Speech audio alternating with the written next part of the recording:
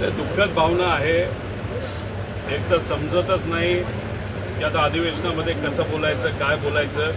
तर तुम्हालाही माहिती आहे, कधी कधी मीडियाशी बोलत असताना मागून दादा जेव्हा जायचे तेव्हा मिश्किलपणे ते टोमणेसुद्धा त्या ठिकाणी मला मारायचे।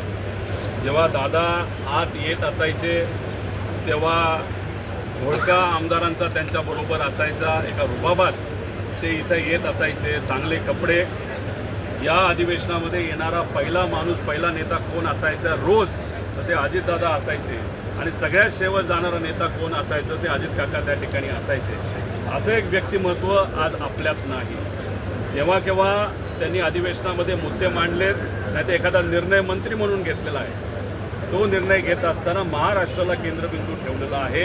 आणि शिस्त ही अधिवेशनात कशी असावी, कशा पद्धतीने विषय आणि मुद्दे मांडले असावेत, बोलत असताना कोण कसं बोलतंय, भाषणामध्ये मध्येच कोणी ते काहीतरी बोलतंय का, या सर्व गोष्टींवर तिथं लक्ष असायचं। त्यामुळे एवढा मोठा नेता, एक मराठी माणूस, एक मराठी नेता आणि शिस्तप्रिय अनुभवी नेता आज आपल्याबरोबर नाही आहे। त्यामुळे या अधिवेशनामध्ये येत असताना कुठंतरी मनामध्ये दुःख त्या ठिकाणी होतं आहे। पण त्यांनी आम्हा सगळ्यांना एकच गोष्ट सांगितली आहे, काही झालं तर लढत राहायचं। आणि त्या दृष्टिकोनातून आम्ही सर्वजण अधिवेशनात लोकांच्या वतीने, लोकांच्या हितासाठी, महाराष्ट्राच्या हितासाठी जे कुठले जमतील ते मुद्दे मांडत त्या ठिकाणी लढत राहू।